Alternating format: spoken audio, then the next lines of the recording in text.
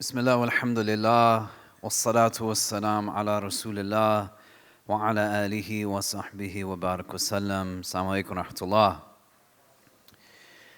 On a night like this, it's important to set intentions, not just at the onset of the night, but throughout the course of the evening. A reminder as to what it is that brings us here today can't be anything other than real love.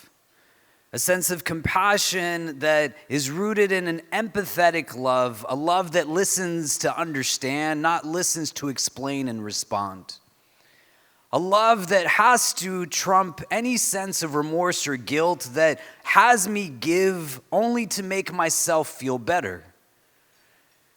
A love that is so deep and genuine that my giving is only to make someone else's life better. And a recognition of my capacity that suspends any understanding of what it must be like to be a survivor of abuse, other than I might have gone through that myself. Because if you haven't been there, then there's no fundamental way you can know what it's like to live in that type of hell.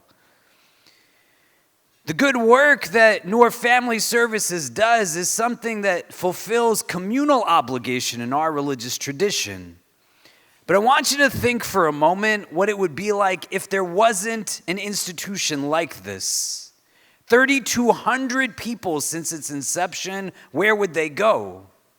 Some time ago, a young woman walked into my office and she started to tell me about a difficult home life that she lives. She was born with a facial disfigurement, and she said throughout the course of her educational experience, she was constantly made fun of and ridiculed because of the way she looked. That her classmates would make fun of her. Sometimes she would overhear her teachers around the corner making fun of her. And she said it was that much harder because in her home there was anything other than real love. Constant yelling, constant fighting from her mother and her father, emotional abuse, physical abuse. And she said when she got old enough and was in college now, she made the decision to have a reconstructive surgery done in order to fix her facial disfigurement. And when she conveyed this to her parents said, "We don't want you to do this." And her father said, "If you don't listen to me, God is going to punish you." She went ahead to have the surgery done anyway, and in the midst of it, they had some complications and they couldn't resuscitate her. And when they finally were able to awaken her, alhamdulillah, she said, "The first thing my father said to me, no sense of any concern, but rather, see, I told you God would punish you." She continued through the remainder of the procedures, and she said at the end of it, for the first time, she enjoyed seeing the face that smiled back at her in a mirror. But her joy was short-lived because her parents, yet again, engaged in that same mode of abusive tenor. "You're not beautiful. You weren't beautiful before. Nobody is going to ever want someone like you in their life." And she said, for the first time, I realized just how alone I am. Nobody from my school came to see me. Nobody from my family came to see me. I was in that hospital, but it was juxtaposed, she said, to care and affection and consideration that she felt for the first time from doctors, nurses, residents who met her needs in the midst of that procedure.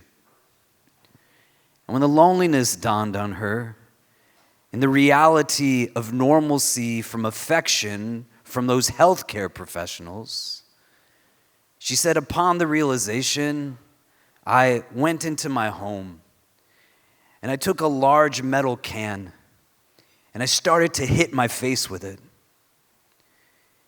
And she said, I hit myself so hard, I lost consciousness. And when I woke, I was back in the hospital where someone finally loved me. But I had dismay because the doctor said, I didn't break anything, so I was okay to go back home. And now I'm just waiting for Allah to take me from this world. What if she didn't have an office to walk into?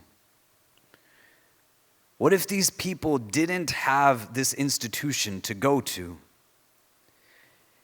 You think about what it is that you have been able to establish here and what you individually partake in it.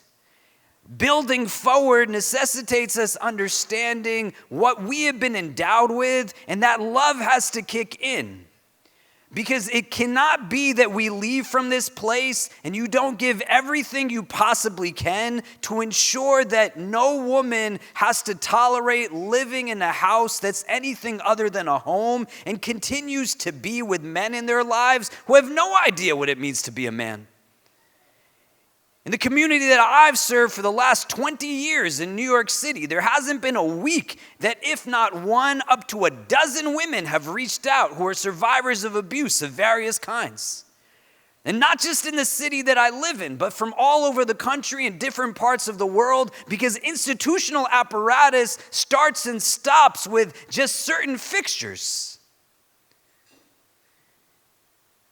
Our tradition teaches us that we were created for a bunch of different reasons. It's not just about worship. إِلَّا لِيَعْبُدُونَ, the Quran says, but it speaks about a lot of other things. Isti'mar, the cultivation of civilization, beauty, civility, the arts, umran. It talks about ibtila, the need to have a growth mindset, that the I that is me today is not afraid to meet the one I can be tomorrow. And any challenge that comes my way, I meet with resilience and perseverance. But one of the reasons the Quran says we were made that you want to think about in this gathering is called istikhlaf, to be khalifa. Inni ja'ilun fil ardi khalifa.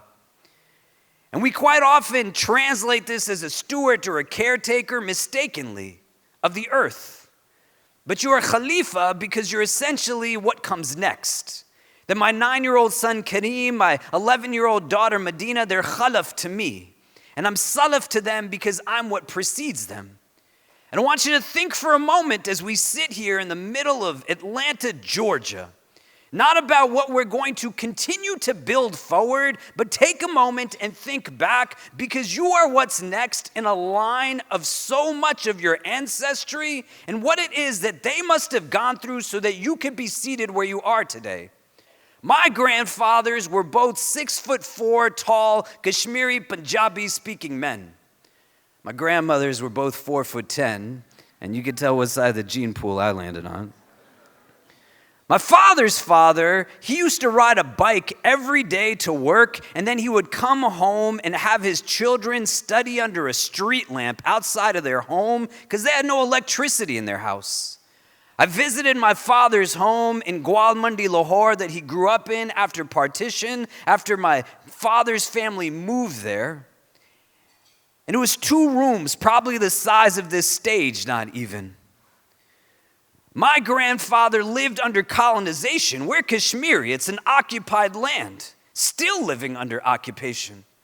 The struggles and realities that he went through were not so that I could sit in the middle of Manhattan with multi-million-dollar views in a place of ease and not have any concern for anything other than my own self.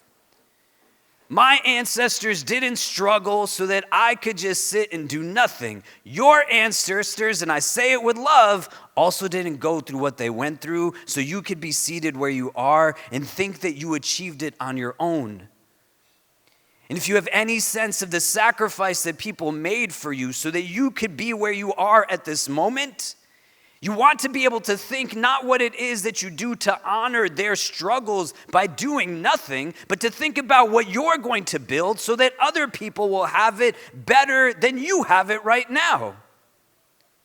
And our tradition teaches us that this is an integral value to the completion of our faith.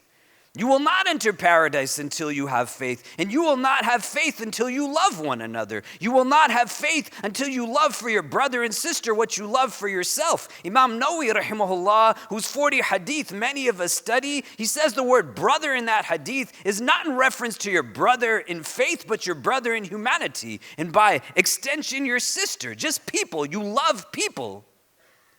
If I pass this mic around right now and I asked you, what does the word Zoom mean? What does the word phone mean? What does the word chair mean? We'd have a common definition. But if I said to each one of you, what does love look like? Healthy love. What does it mean to be a loving person who loves for people what you love for yourself in such a way that it completes your iman? If you love the fact that you get to go sleep in a bed with no worry as to who's going to walk through the door and do all kinds of things to you that no human should do to another human, and you're not going to give as much as you can tonight, then you don't love for people what you love for yourself. How will you stand in front of the divine? If you think that somebody who is now pushed out of their home and has to make the courageous decision to break out of a relationship that no person should be forced to endure is supposed to just do that on a $100 donation, you don't live off of $100 a month. A mother with children who has to now figure out how to engage in cultural attitudes that tell her to stay in things because what would people think? And you know it's true because the statistics tell us 1 out of every 4 women is going to be impacted by abuse. That means in this room, most of us know somebody, or some of us have even gone through it, and some of us might even be perpetrators of it. May Allah forgive us and protect us from all of it. That's why love has to be the basis of it. And you have to think it's not as simple as handing a check to somebody. I serve a student-based community. In my student-based community in 2017, some members of my community who are professional out of college said, "You talk about domestic violence so much, we want to do something about it." And we sat and we ideated and we conceptualized an agency that would provide services similar to this. A shelter that we wanted to build so that people could have a place to transition, get on their feet, financial empowerment, legal services, advocacy. We put pen to paper and thought it out with ihsan because it's not a game. The beneficiaries, they are not going to be in a place where if this does not sustain itself, that all of a sudden domestic violence is going to disappear. If you don't build it with excellence, there's going to be that many more people who are not able to understand the realities of this and have no place to go. And I went to different organizations saying, can we build partnerships? Because I had never tried to build a shelter in my life before. And most Muslim relief agencies looked me in the face and they said, we work together a lot, but you need to know most people don't want to build domestic projects here. And I said, thank you. Because all it said to me was, you're not somebody I could work with on this. I just got to find somebody else. We thought it would take us 6 months to a year to raise $700,000 to purchase and renovate a building that would become an emergency confidential shelter. In 10 days, from over 9,000 unique donors, we raised over $1 million for a shelter, our student-based community. They're students. You all are at a different phase of existence. If they could raise $1 million in a week and a half, you have to be able to live to your potential and not give to make yourself feel better, but to recognize that of all the maqam and stations you could be, if you are the means through which Allah feeds His creation, clothes His creation, gives shelter to His creation, especially those who are abused and oppressed, what other station would you want to be at? When we come up on this stage and ask you to contribute, it cannot be so that your ego is satisfied at a base level. Don't let your nafs be what dictates it. Let your heart be wakeful and think about it. And why an entire service has to be there is because people are not one-dimensional. There's a woman in our community who came to see me many years ago, and she said that when she drops her kids off to daycare and kindergarten and her husband goes to work, she sits on a park bench near her apartment in Queens and just cries because she didn't think her life was going to be like this. Every single day filled with violence that her children witness. Children's hearts are not meant to hold adult emotions like this, but they engage in it day in and day out, again and again and again, because there's no place else to go. She made the bold decision of being in a place where she removed herself from that place. And she went into the New York City shelter systems, where there is more drugs and more theft and more prostitution than you can imagine. This young woman who was married at a young age, had no resume, language barriers, trying to figure out how to navigate this. She came to me after Ramadan, on the day of Eid al-Fitr. That many of you know this holiday we celebrate at the end of our month of fasting. And there's a particular charity, the Zakat al-Fitr, that we collect on that day, and you give it to people who are in need. And I handed this woman $3,000 in cash. And then she gave it right back to me. Living in the shelter system, having no provision for herself. And I said, "Do you not need this anymore?" And she said, "No, I definitely need it. I just don't know what I'm supposed to do with it. I've never had my own bank account. I don't know how to open up a credit card. I don't know how to get a phone for myself. You keep it and you tell me what I'm supposed to do with it." Your giving cannot be mindless where you just write a check. There's an actual person at the end that needs holistic services, counseling, legal services, a place to stay, trauma-informed services, food, shelter. What do you think that woman would wear to an interview? She didn't leave her abusive home saying to her abuser, "I'm going to pack my suitcase and take all my stuff with me." And all of this stuff costs money. And it's just money. That's all it is. And you have to determine what you actually have iman in, what it is you have faith in, and what it is that demonstrates your conviction in something that's bigger than just harnessing a portion of this world.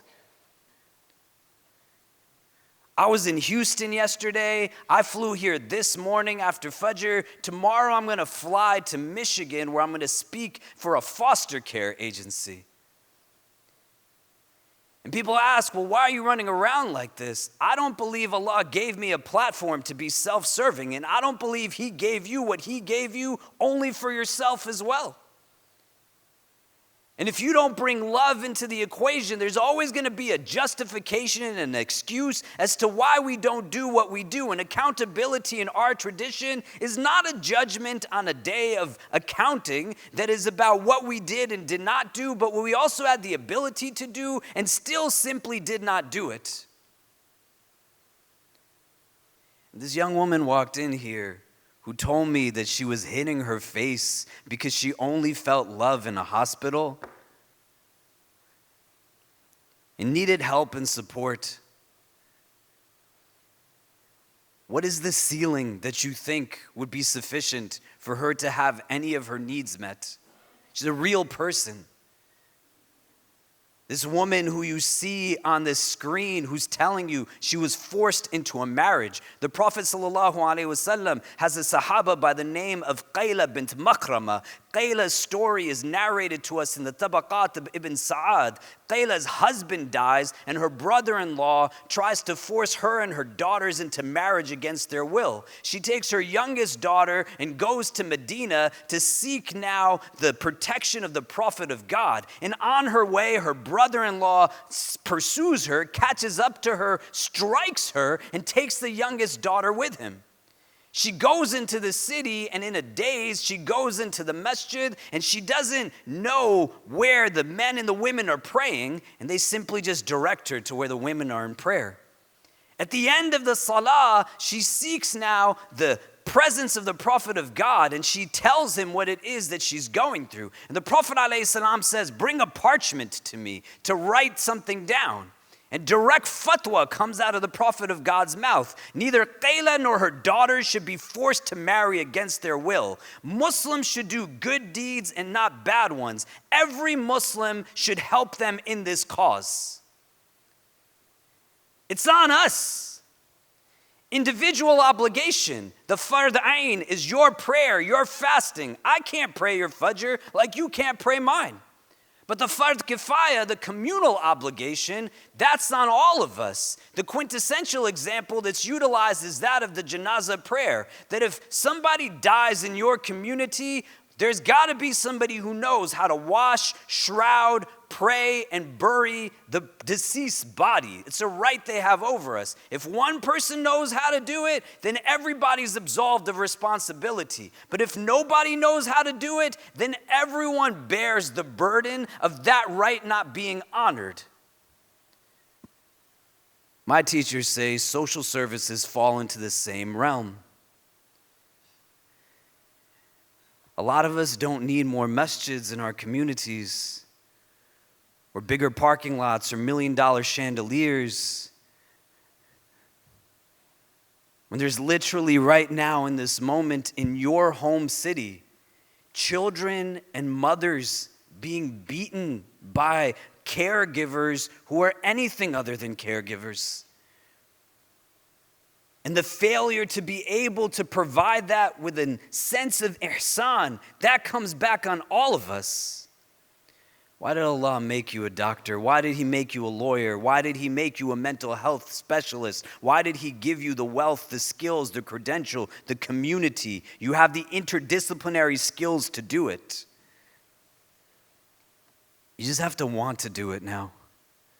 That's what it really comes down to. You have to say that I'm going to love something bigger than myself.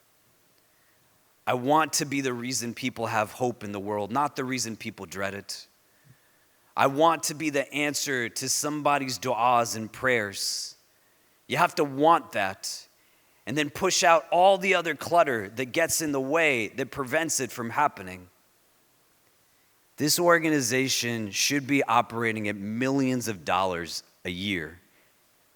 And if we don't help grow it to that place, then we don't really understand what Iman Billah and the Yawm al-Akhirah is about.